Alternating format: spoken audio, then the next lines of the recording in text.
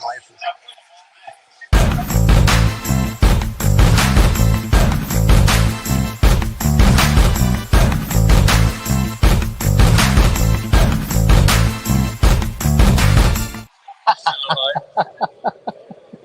All right, we quit.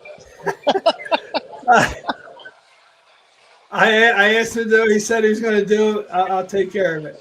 Anyway, hey, welcome to another edition of Let Him Run with Fred York and John Costin. Even though it didn't come up in the intro once again with the great music, but not the names, we're going to take care of that. But welcome to a special edition today of a happy hour handicapping. John, toast to you, John, up in the treehouse. I'm here again, stuck in the Let Him Run studios, which is basically my bedroom, while John is in Saratoga, sitting in the treehouse. John, that looks really awesome. Is that overlooking the paddock? Oh God, look at that! Oh my God,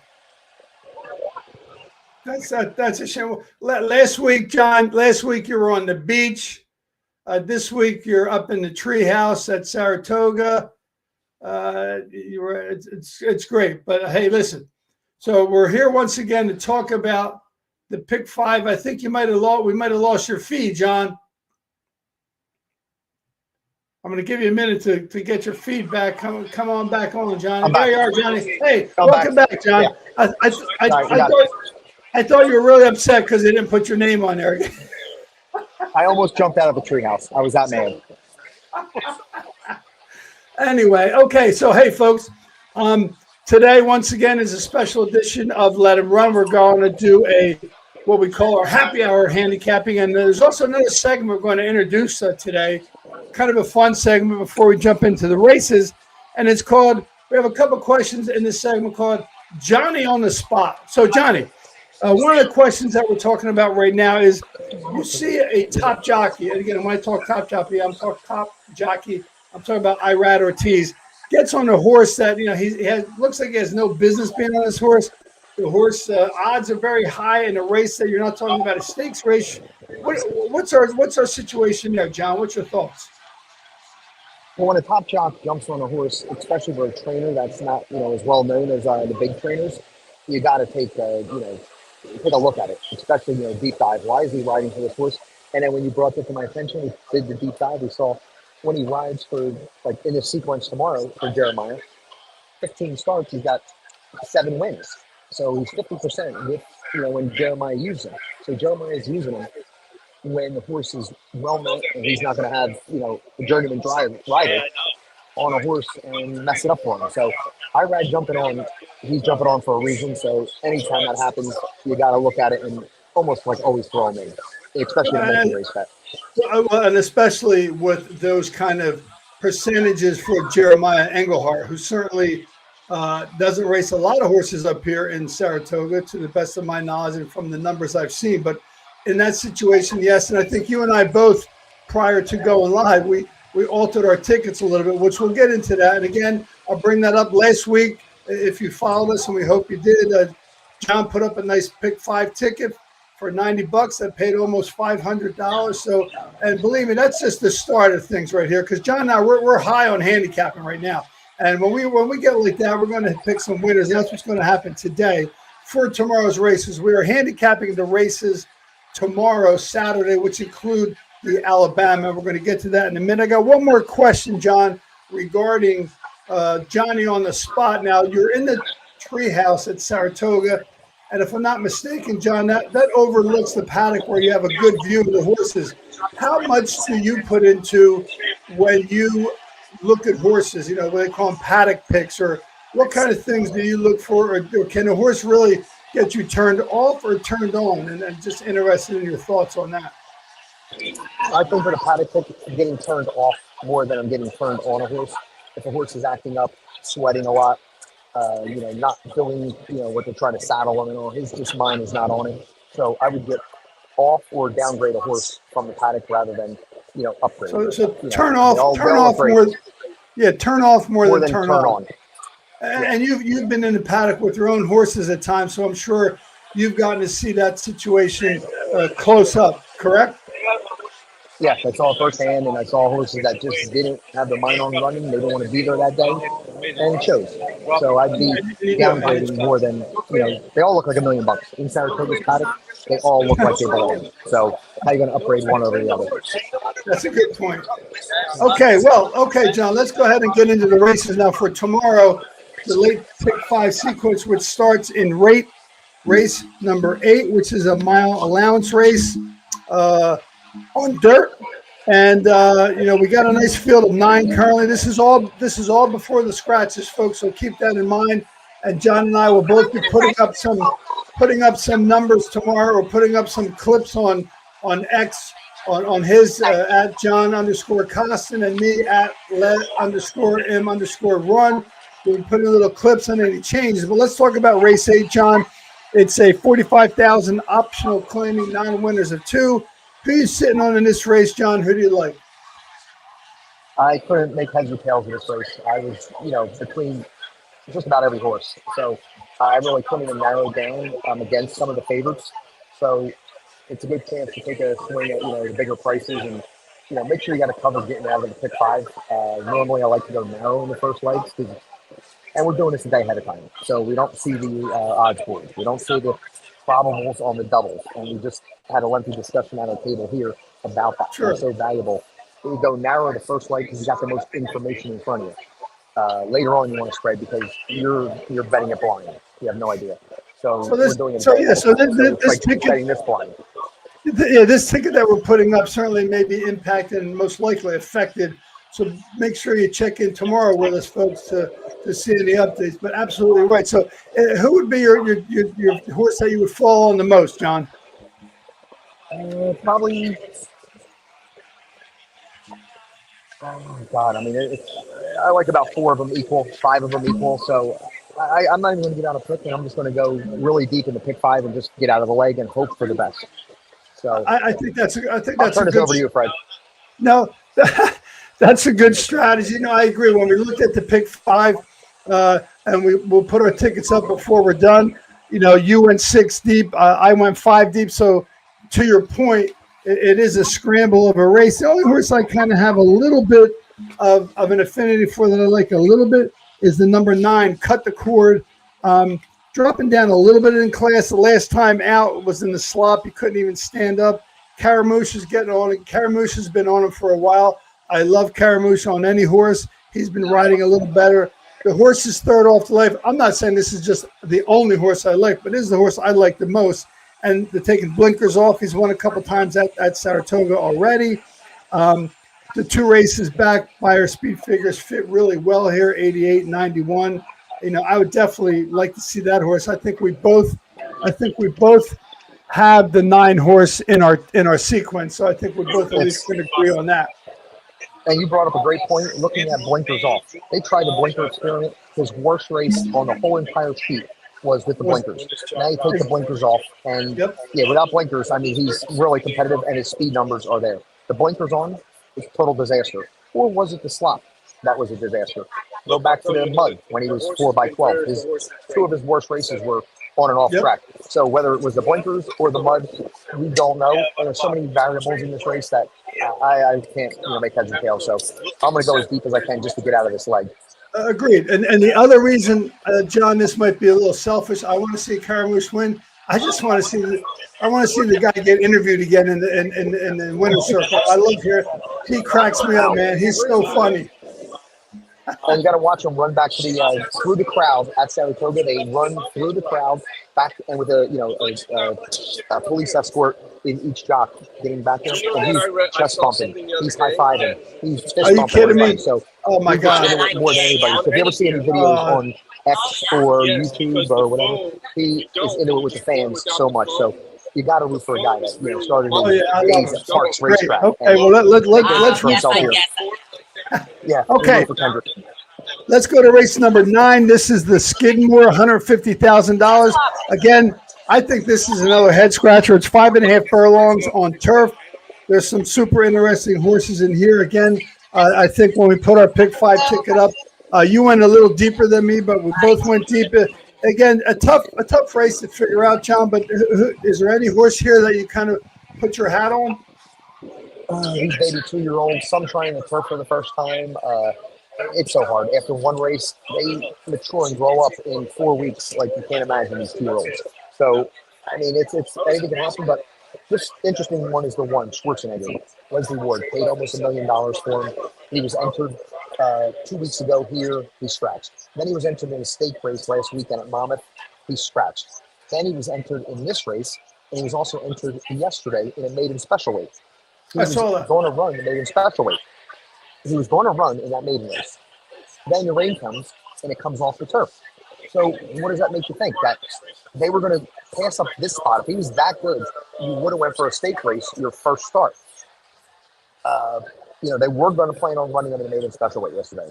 So by How chance, about good that? thing they double entered him. And now he's going to start a baby first race from the rail, 5 furlongs, sprinting on the grass in a stake race in Saratoga. It don't get much more difficult than that. He could be, a world beater. So I'm going to use him, but I got enough knocks against him not to. Sample Song, the 2, George Weaver, he looked so great at, that was a win you're in for Ascot, the Royal Palm Juvenile. Okay, you're right. Nice race there. Yep. So it wins. It pays for your, trip over to Ascot to run in that stakes. 15 horses held up beautifully, till the very last strides. He blew second by, and then the 8, he did it so impressively for, Adam Rice, just jogged by them all. The 7 horse, very impressive on the dirt. Can he transfer that to the grass? I don't know. And I know your pick, you like the 3 who, first time on the turf, he exploded. Was it he just wanted the turf and throw those dirt races out? Again, so many. So I'm going to just, try to go a little bit more narrow here and lean on the, the 1, 2, and 8. I would throw the 7 and the 3 in if I had the budget. Well, again, depending on your budget, you got to kind of decide how deep you want to go. This is a tough race. I agree. I don't think that you can make a case pretty much for almost any horse, John. I kind of like a little bit the 5, Gypsy Art. He's 20-1. I love any horse that comes out of Money Speightstown, first time on turf, sprinting. Wesley Ward, his numbers for first-time starters and 2-year-olds are the best of the trainers in here. And again, to your point, these horses can be anything at this point. We don't know. The one could be a superstar that was going to win a lot of races. So I did use in this leg, I did use the 5 just because I thought he might have a chance. But we'll take a look at that and see how we go along. But let's go on to the.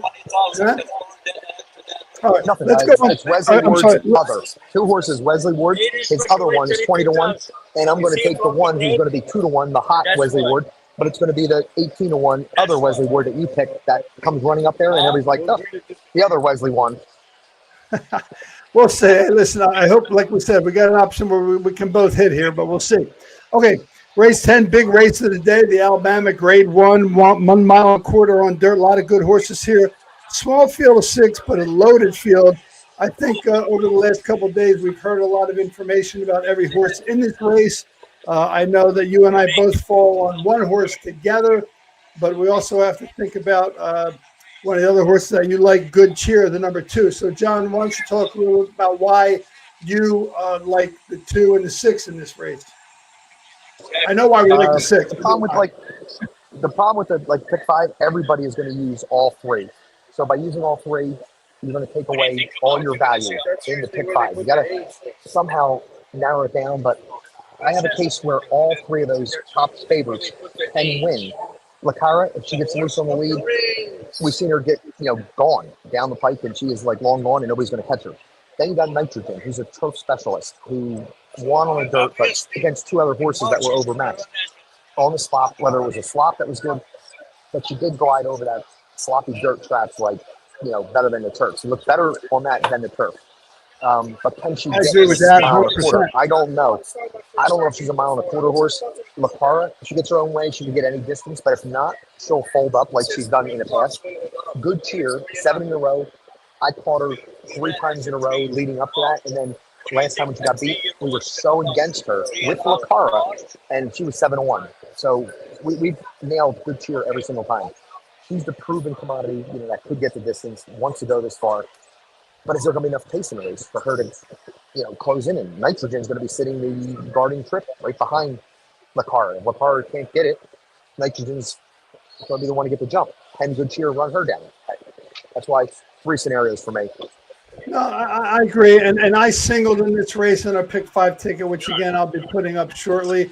As you know, Johnny, I love speed. I know speed at this level certainly has its merit, but I look at a lot of the different figures, and I know, again, in this kind of race, you got lots of quality horses. I want to see Dylan Davis start getting hot. I mean, I think he's one of the better jockeys there is. I know he hasn't been having a great meet, right, John? Horrible meet this year. Last year, he couldn't do no wrong. He was fun to root for down, but now he just can't do nothing. Well, I've seen it happen before in Saratoga's meets where a jockey, had a bad run for the first couple of weeks, and all of a sudden he gets hot. I hope that happens with Dylan on this horse. I mean, the early pace time figure for this horse is 125.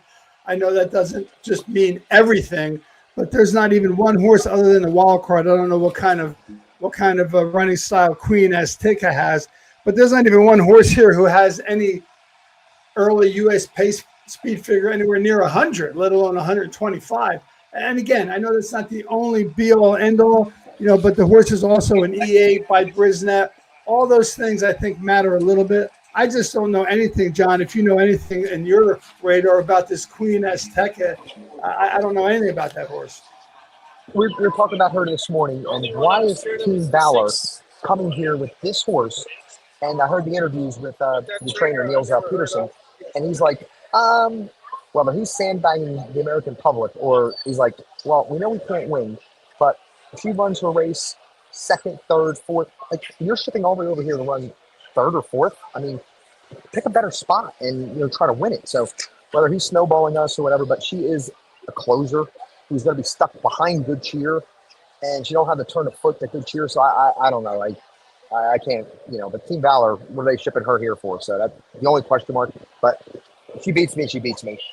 And like you were talking about Dylan Davis getting hot or whatever, it's so funny. We're on the way over to the track today. We were saying Luis Saez was 1 for his last 43 starts, and we love Louis.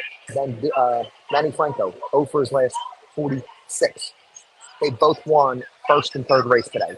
So, oh, really? They're going to heat up. Maybe Dylan's going to follow in the footsteps. Well, I would hope so, and I hope he starts that today.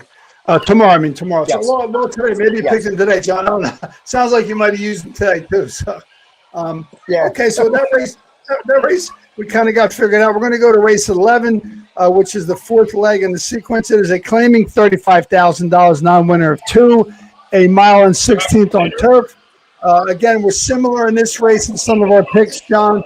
But why don't you lead off here and see? I know we already talked a little bit in the beginning of the show, the number 1 horse, Assertiveness. Got some concerns there because of the price tag he's going in for. What's your thoughts on some other horses here? This race I liked about 4 horses, but with the ticket structure to make it work, I had to go narrow somewhere. I would love to single in the Alabama, but I didn't want to have the lone speed or the best closer.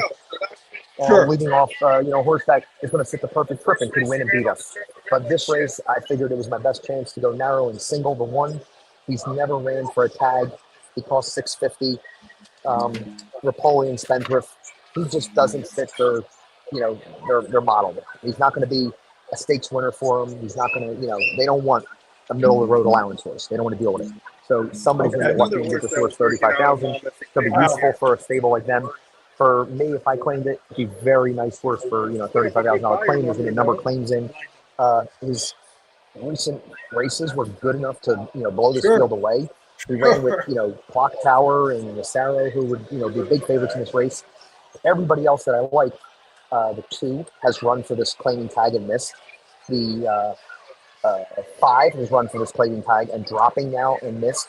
The 10 Caprices and getting Irad again for the first time. Mogo, the 5, and that's one that I'm like, that's Linda Rice dropping. They'll place the horses where they can win. And the only one out of that group, the 7 horse, which has never run for the tag, was closing for an optional 75 at Delaware. Now second time back off the layoff. It is a Florida bred. Danny Gargan's, been okay, and Carmouche is on him, our guy. So I would say the 7 would be my second pick, and if you could go deeper, obviously the 5, the 10, um, and the 2 I would add in there. But you had to, break some eggs and go narrow somewhere. So I Yeah, picked this no, spot to go I narrow agree. with a horse first time for the tag. But it's definitely not a single that I'm in love with. Oh, I love this horse. This is just by default where I had to Well, pick it. you mentioned the 7, John. That's another horse I really like. I watched the replay of that last race he was in. Caramouche was not on him. Gomez was on him down in Delaware. He's raced in Gulfstream Park a couple of times, like you mentioned. Danny carrying him out. Big crowd there. Big crowd there. Nice. Horse is heading out to the track. Do I got the right angle here? That's see the beautiful. horses You can walking see, through? absolutely. There goes the number 2. Yep. Oh, that's great. Wow, well, that's such a nice spot to be. Have you been there before, John? Obviously, you probably have been. Last year, I think it's our favorite spot now. We actually, I would say I'm not even there, and I feel like it's my favorite spot. yeah. But the 7, I watched that replay of that race, John. Let me tell you what, that horse was getting bumped in the beginning and just put his head down and ran. Split horses. I know the comment says split, but you should see the way he split horses. And again, Caramouche getting on this horse. Caramouche starting to get hot, finishing strong. I think that horse at 6-1 has a big chance. But again, there's your pick 5 ticket up there, John. Right now, And that's where I would double it. I would double the price and take the 7. I would make the 1 a 1-7 and make it a $216 ticket. That would be my next add on this ticket here. And that makes a great point. Carmouche picking up this horse. He's going to be more aggressive, get him into the race quicker. So absolutely, love the 7 as my second pick. All right, cool. I like that too. Okay, let's get to the final race of the day, John. It is the 12th race, 5.5 furlongs turf. Allowance $95,000, non-winners of 1. I said this race gave me agita. You thought the other race gave you agita. This race made me scratch my head. I just had no idea what was going on here. But there's a couple of horses I liked. I mean, I went a little bit, light in this race at the end. I went with the 1, 2, 8, and the 10. I shouldn't say light. I mean, you went deep. If you get by a couple of those races, 10 and 11 with the 2 and the 6, and you single the 1, then this race you're going to go deep. So again, any particular horse you want to mention, John, that looks good here? This race gave me, like same with you, gave me agita. I can't come up with a winner. I was against the favorite, the 3. Santana's riding great right now. George Weaver, so it's tough not to like them. But for some reason, I just wasn't, a fan of the 2 here in the spot as the favorite. Kind of like the 5 is my, key horse for Katie Davis and Barkley Tag. It's a quagmire here. That's why I had to go deep. I bookend it, deep, and then try to go narrow in the middle where, I got a little bit stronger opinion, but I don't want to steer somebody the wrong way here because I couldn't narrow it down. And then the more we talked about the 8, the 8, jumping in, there's that question that he jumps on for Englehart, and then we both look at the same time. And we see when he rides for Englehart, he's 50%. He's got 7 wins out of 15 starts. So when he puts Irad on, he's meant, he's well met. He wants to win. Yeah. I did use where's he at? Well, he was on the horse before, Manny Franco.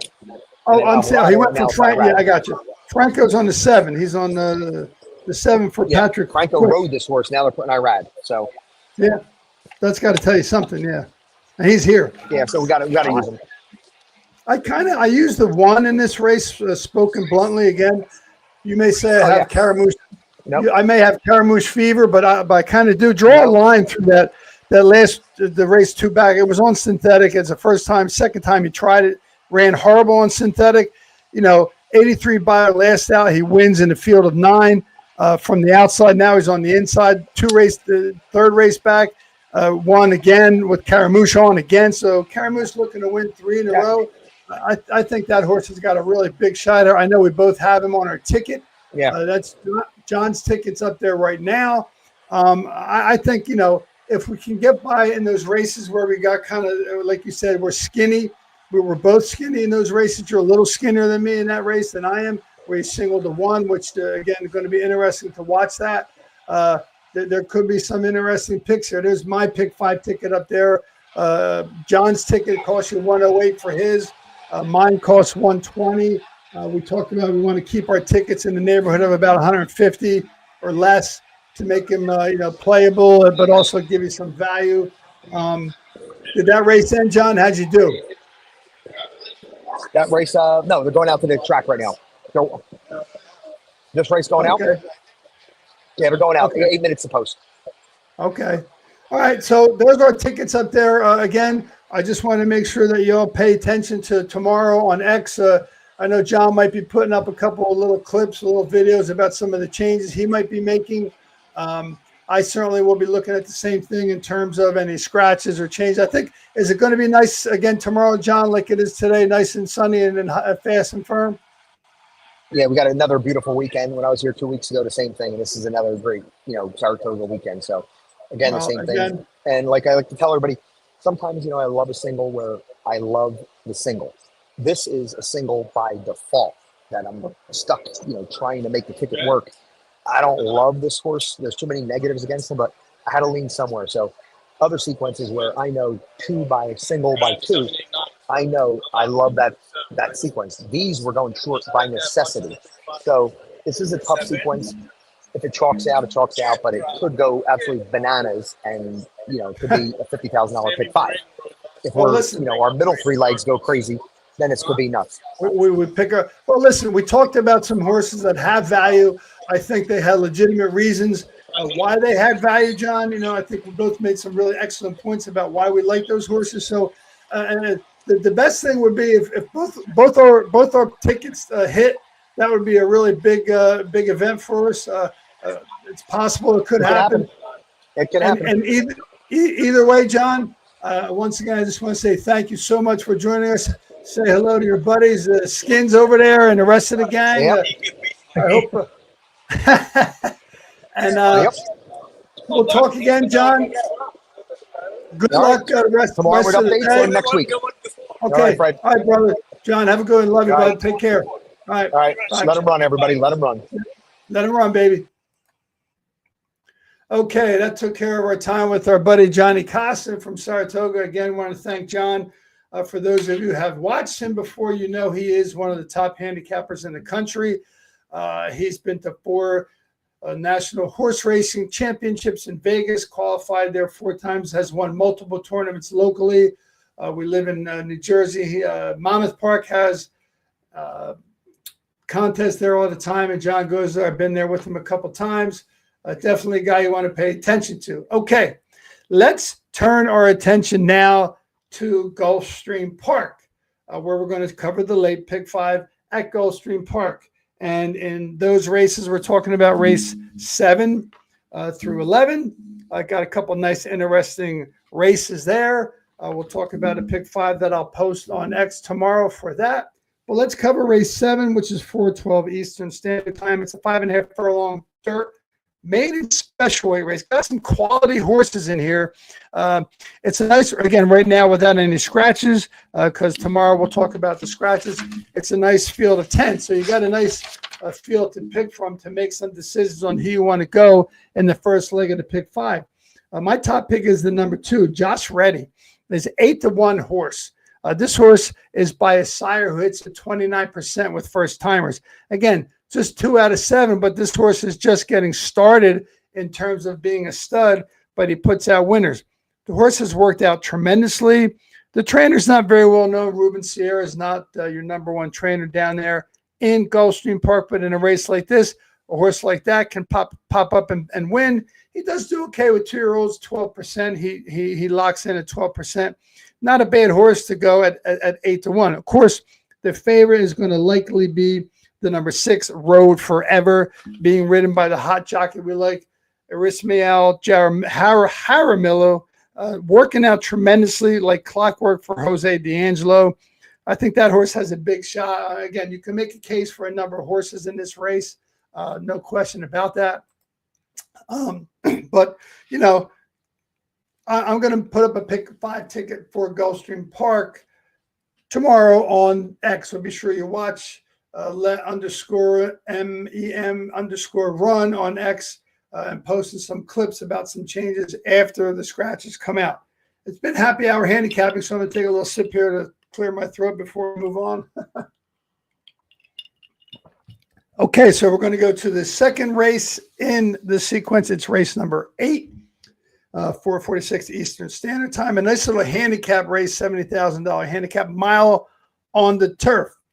Got some nice horses in here. I picked the favorite as my top pick. I don't see any reason why this horse won't win. He's won 3 times in a row. The only race he lost was on synthetic. I'm sorry, the only race he ran poorly in was on synthetic. That was about 4 races back. He's 2-1 morning line, being trained by Stephen Dawinski, who's getting super hot. Lionel Reyes is the jockey who's been on him the last 3 times. All 3 times he's won. So that horse could be somewhat of a single if you're looking to keep your ticket light. I do have a horse in here. And again, it's a kind of a not a wide open race, but you can make a case for a lot of horses. And another horse I'd like in here is the number 6, Ashima. I like that horse because I think this horse has also got some opportunity to get to the lead. Get to the winner's circle as a closer in a race like this. Jaramillo is on this horse again. He's a speed horse, but he doesn't need the lead. If you look at his lines the last couple of races, and he's won, he's 9 for 17 lifetime. He's won 6 of his last 7 races and came in second in the only time and 2 back, which was on synthetic. He goes back and forth between synthetic and turf. He's been on turf only 5 times out of 17 races, but he's won twice, 4 times at Gulfstream Park. So I think this horse has a big chance. He's also the number 1 prime power. And when Salvatore Santoro, who is hitting at 31% at Gulfstream Park, puts Jaramillo on a horse, well, it keeps him on there 75%. This, he's ridden 8 times for this trainer, Salvatore Santoro. So this horse has a big chance, not a need to lead. And he's got a little bit of a price, 5-1. So I would definitely consider using that horse in your pick 5 sequence. Okay, we're moving on to race 9. This is a 5 furlong sprint on the synthetic, claiming $8,000. Non-winners are 2. Again, this is a nice little field. We got a field of, I think, 10 or 12 in here. There's a field of 12 with a couple also eligibles in. So the interesting thing about this race, got to keep your eye on the also eligibles because the number 13, Macker, I didn't use that horse in my sequence in terms of talking about horses that are going to be running because he isn't also eligible. And normally, we do this sequence, the show, or let him run handicapping show on Saturdays as well at 12:30 when the scratches are in and we can make some changes. But due to some circumstances, we decided to do a happy hour handicapping show, which definitely has been a lot of fun and a lot of opportunity to learn some things. But make sure you pay attention tomorrow on X to get some updates after the scratches to make any changes to some of the sequences that we have talked about. Again, so without the number 1 prime power 13 Macker in the race currently, he's also eligible. I am going to follow in this race my speed play of the day. And if you followed Let Him Run and you followed me, you know that I love speed plays of the day. I love this horse. The number 3, Khatib. Sorry. He's 2-1 morning line. I apologize for that. 2-1 morning line. Broke his maiden first out on synthetic and put up some serious numbers in the race that was a mile on synthetic. But the fractions he put up early and the fractions he kept up to win the race were extremely strong. Then he went into some big-time allowance races, optional claiming, tried turf for a while, and now he's back to his preferred surface, which is synthetic. And his workouts are saying this horse is ready to run again. Again, I know I said his name already a couple of times. Jaramillo is on him for the first time. That's kind of big because Jaramillo is one of the best speed jockeys down there in Gulfstream Park. And when the jockey and trainer have gotten together, the trainer being Rohan Crichton and Jaramillo have gotten together, they've only done it 3 times in the last 60 days. Rohan Crichton has put Jaramillo on a horse 3 times in the last 60 days. And guess what's happened all 3 times? He won. So I don't see why that would change here. So that's my speed play of the day, the number 3 horse, Khatib. Take a look at him. 2-1 morning line, probably going to be closer to 9-5. I would love to see that horse stay at 2-1. That would be a great steal in my opinion. So keep an eye on that horse as our speed play of the day here at Let Him Run, the number 3 horse, Get Deep. Okay, let's go ahead and go to the 10th race, which is a 7 furlong, the tricky distance. We always talk about that here on our Let 'Em Run show. It's the Sheer Drama Handicap. Again, in this Royal Palm meet, you're not going to get some of these big-time handicapping stakes races like the ones we're seeing at Saratoga or the ones you might see in the future coming up soon at Keeneland, etc. But these are still quality races with some really nice horses in here. 7 furlongs is a tough, distance to run. They call it a sprint. I'm not really sure it is a sprint. It's kind of more like a route. Again, it's tough. If you run at 7 furlongs and you win, you've done a good job, both horse and jockey. So there's a couple horses in this race that I do like. I'm going to go with the top pick. And again, number 3, Animate, and number 2,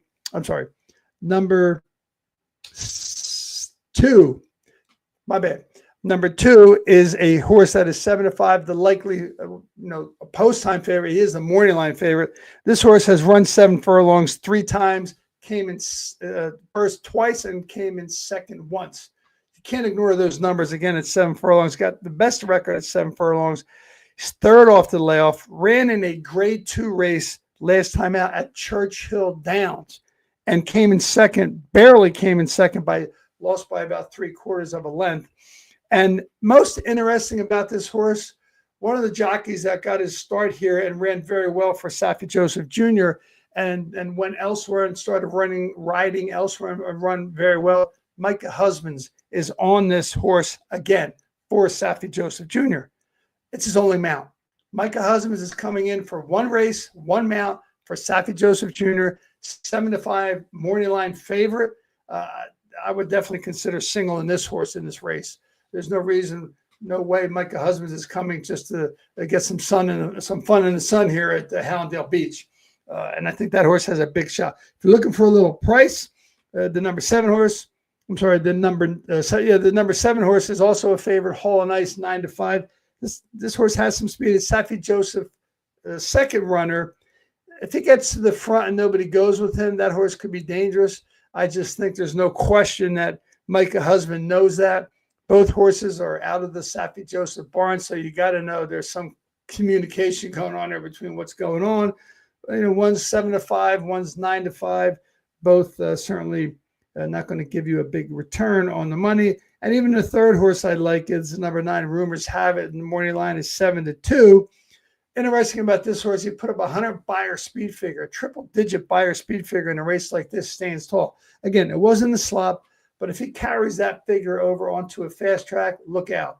Again, that's the number 9, Rumors Have It, 7-2, morning line. That's another interesting horse. So let's close out the sequence here with the 11th race. Again, a kind of an interesting race. You can make a case for a lot of horses. It is a maiden claiming 1 mile on turf. A lot of horses, several horses are dropping from maiden special weight into maiden claiming. If you're new to racing, or if you're old to racing like me, or if you've been doing this for a while, they always talk about the biggest drop in horse racing is maiden special weight to maiden claiming. And that's what's happening here. There's several horses in this race that are dropping from maiden special weight to maiden claiming.